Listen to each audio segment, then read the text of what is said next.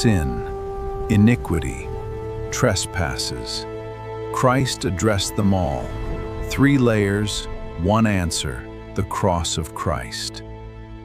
What if I told you that the absolute biggest mistake humanity makes when trying to understand evil is assuming that it's just a matter of bad behavior? Like, what if we've been misdiagnosing the entire human condition for centuries? Welcome to this deep explainer. Today we're taking an incredibly dense, absolutely fascinating theological document that attempts to map out the exact precise architecture of human corruption and ultimately its divine resolution.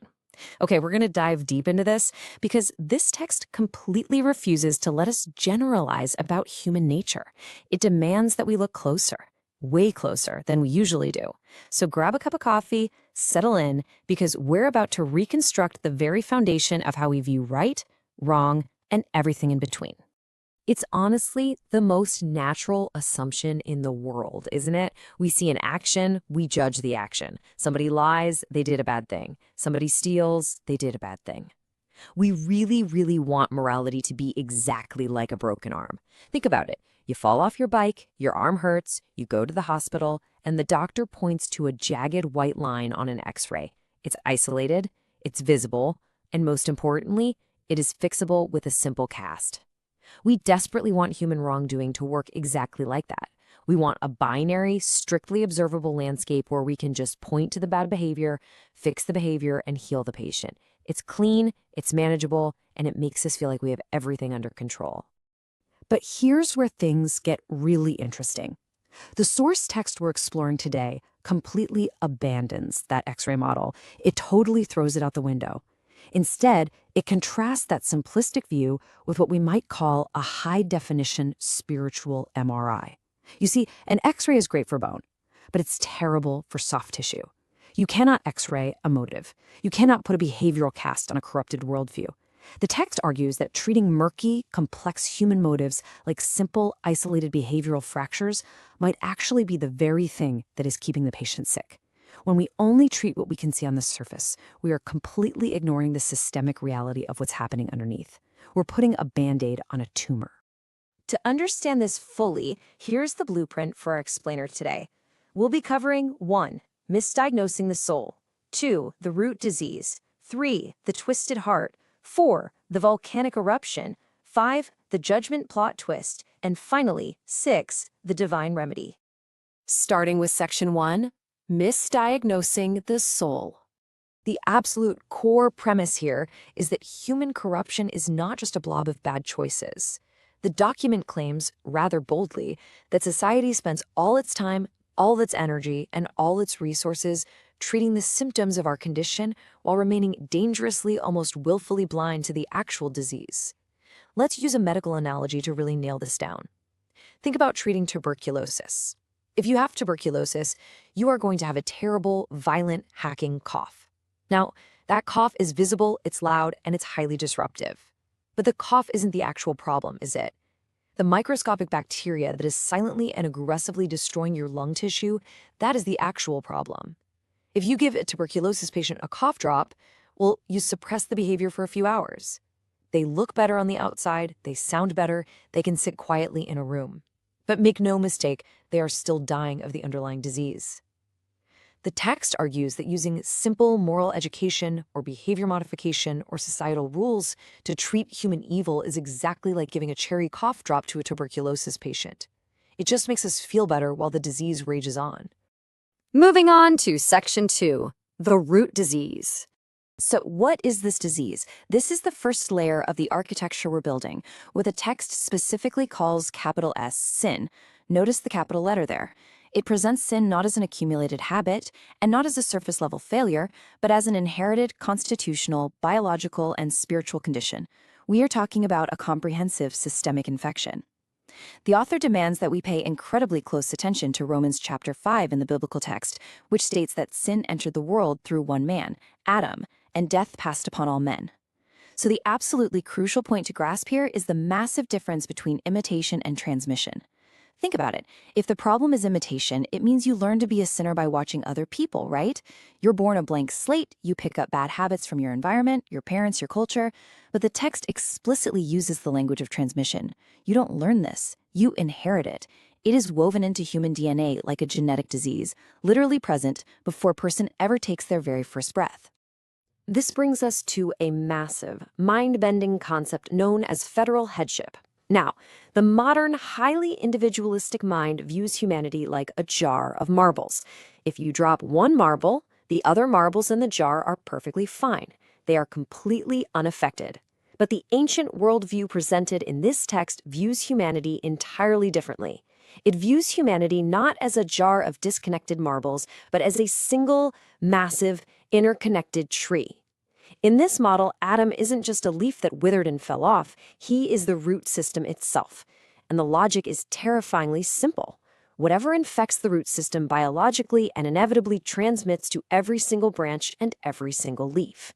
Because this sin disease permanently resides in the physical flesh of that root system, it makes bodily aging, illness, and ultimately physical decline a universal, non-discriminatory reality for absolutely everyone. It doesn't matter how good you act or how many polite things you do, you share the root, so you share the condition. Let's move to section 3, the twisted heart. Okay, so if this inherited genetic disease is the foundational layer, what exactly does it look like when it wakes up and starts operating in our minds and our emotions? This is the second layer of the architecture, what we can call the psychological engine room. The text does a fascinating, incredibly deep dive into the ancient Hebrew word for this concept. The word is avon, which is traditionally translated into English as iniquity. But the etymology here is wild. It comes from a root word that literally means to bend, to twist, or to be distorted. It means being actively deformed from your original intended shape. I want you to picture it like a spiritual scoliosis. The original design was for the human soul to open outward and upward in reliance and dependence on God. But instead, the spine of the soul has been bent, severely curving inward upon the self. It is the deep-seated, unshakable instinct to make yourself the center of the universe, the ultimate authority. It's this permanent inward orientation of self-enthronement. Everything is twisted to serve the self. And the source text goes even further to explain why this inward, twisted bent is so incredibly dangerous. It points directly to a famous quote from Jeremiah 17:9. You've probably heard it. The heart is deceitful above all things and desperately wicked. Who can know it? Now, the underlying Hebrew medical translation for desperately wicked is actually incurably sick. It's describing a fatal wound that is completely beyond human remedy. But honestly, the most terrifying part of that verse is the question at the end. Who can know it? You see, the heart actively conceals its own crooked motives from us. Your own heart acts as a brilliant 24/7 internal PR department. It is constantly manufacturing noble-sounding justifications for your behavior, desperately hiding the fact that the real underlying motive is almost always just self-glorification or self-preservation. This means you can perform perfectly curated, socially acceptable, charitable behavior on the outside, while being completely driven by the twisted engine of iniquity on the inside. You can do the right thing for the absolute wrong reason, and your own heart will convince you that you're a saint. Which leads perfectly into section 4, the volcanic eruption. The reality is, you simply cannot be that deeply twisted on the inside forever without it eventually showing up in the real world. That invisible internal pressure of iniquity has to go somewhere. It must eventually manifest outwardly. To explain this, the source text uses a brilliantly compelling analogy to map these 3 distinct layers together. I want you to think of human corruption like a massive volcano, okay? The inherited sin disease we talked about, that is the tectonic instability of the earth itself. It's the foundational flaw in the bedrock. The iniquity, that twisted internal PR department, that is the magma. It is a massive, superheated, invisible force building up intense, unfathomable pressure deep, deep under the surface where nobody can see it. And then finally, we have the trespasses. The trespasses are the lava eruption. This is the specific explosive moment that the magma violently breaks through the crust, crosses your property line, and burns down your fence for the whole world to see. And that brings us exactly to the ancient Greek word for trespass, which is paraptoma. This word has a very specific mechanical meaning. It literally translates to a falling beside the right path, or purposefully stepping across an established boundary. This is super important to understand. A trespass is not an amorphous, invisible, inward condition like iniquity or the magma we just talked about. A trespass is a highly specific, identifiable, time-stamped moment of violation in the physical world. It literally means stepping over a fence that you clearly knew was there. It's the lie you told at 2 p.m. on a Tuesday. It's the moment the lava actually hits the village. To solidify this architecture, the text points to James chapter 1, which lays out the exact, mechanistic progression of a moral collapse. It reads like a scientific blueprint. Step 1. Lust conceives. That is the inward bent of iniquity, the magma, moving from the invisible world into the outward world of actual intention. The pressure builds. Step 2. It brings forth sin, which in this specific context means the trespass action. The boundary is crossed. The lava erupts. Step 3. It brings forth death, which is the ultimate, inevitable payout of the underlying foundational tectonic disease. And there you have it. The full architecture of human corruption is now completely mapped out, from the genetic root right up to the visible destructive behavior. Now get ready, because here is Section 5, the judgment plot twist. All right, prepare to have your categories completely scrambled, because the text now introduces a massive paradigm shift. This shift completely upends basically every traditional cultural and religious assumption we have about how God deals with human wrongdoing. The text anchors this massive shift on a staggering, almost unbelievable claim found in 2 Corinthians 5:19. Universal trespass reconciliation. The verse explicitly declares that God was in Christ reconciling the world unto himself, not imputing their trespasses unto them. Let's look closely at that word, imputing. It is a strict accounting term. It means to charge a specific debt to a specific ledger. The text is arguing, and this is a wild claim, that the specific, outward boundary violations of every single human being, all the lies, all the thefts, the absolute worst actions you can think of, have been universally and completely removed from the divine ledger. To really highlight just how incredibly radical this idea is, the author contrasts the ancient Old Testament word kafar with the concept of permanent removal. The Hebrew word kafar literally meant to cover, or essentially to sweep under the rug. In the Old Testament religious system, sins were never actually removed. They were just temporarily covered, year by agonizing year. It was an annual reset button, but the psychological weight was still there because the debt was still lurking right under the rug. But the text claims that Christ did not just kafar the trespasses. He didn't just put a nice blanket over the accounting ledger. The claim here is that he took the specific ledger of humanity's actions, completely nailed it to the cross, and burned it to ashes permanently. The outward behavioral debts of the whole world are gone. But wait, hold on a second. If the internal logic of this text claims that the entire world's outward trespasses are universally forgiven, and that specific accounting ledger is nothing but ashes, why does anyone face ultimate condemnation at all? This is the massive logical question that naturally arises. If specific bad deeds, the actual behavioral violations, aren't being held against someone on a cosmic balance sheet, what could possibly send a human being to ultimate judgment? Think about that for a second. It feels like a paradox. The text resolves this apparent mystery absolutely brilliantly. It points to the great white throne judgment described in Revelation, and also to Jesus' very specific words in Matthew chapter 7. Look at what happens at the final judgment. There is no book of trespasses opened. People stand there desperately pointing to their polished religious resumes. They point to their great outward behaviors, their charity, their rule following, but Jesus looks right past all of it and says, "Depart from me, ye that work iniquity."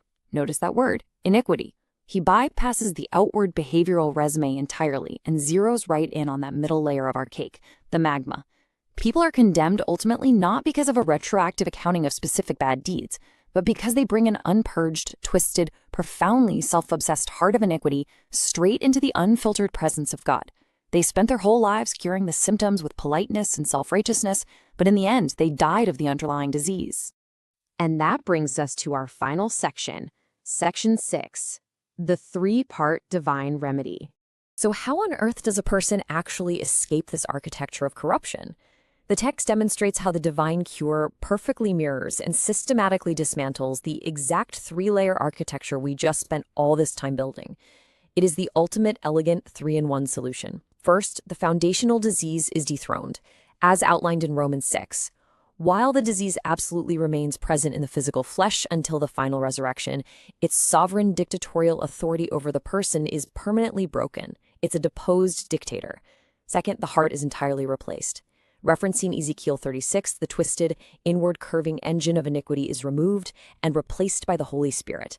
This implants a brand new nature that is organically oriented outward and upward toward God. And third, as we just saw with Colossians 2, the ledger is burned. The legal outward debt of specific trespasses is completely and permanently wiped out. The disease is broken, the engine is replaced, and the behavioral debt is canceled. Now, you might be asking, if the cure is so complete, why do believers still struggle every single day? The text explains this using a really helpful concept of residual pull. Think of it exactly like a massive computer operating system upgrade. The new, perfect operating system, the Spirit, has been fully downloaded and installed. But the physical, unupgraded hardware, your physical body and brain, still remembers where all the old corrupted files are kept. It takes immense straining, anxiety, and sheer human effort to manufacture works of the flesh. Think about a factory. A factory violently produces works. But fruit of the Spirit grows organically.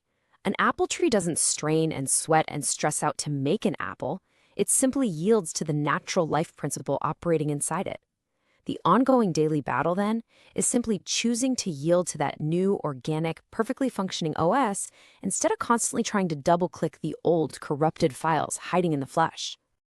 As we wrap up this explainer, I want to leave you with a profound, incredibly practical thought. Think about the crushing, daily psychological anxiety of ancient believers.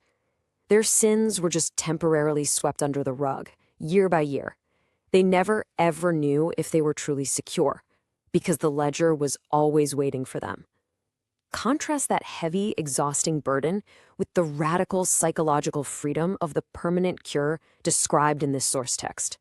Seriously, ask yourself, if we really, truly believed that our deepest internal crookedness had been successfully replaced, that the terrifying magma chamber of our iniquity was gone, and that the detailed ledger of every single one of our worst outward trespasses was permanently burned to ashes by the Creator of the universe, how completely differently would we walk through life tomorrow morning?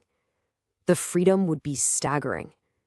So keep seeking clarity, keep digging deep into these amazing texts, and never, ever stop asking the big questions. Thanks for joining me on this deep dive.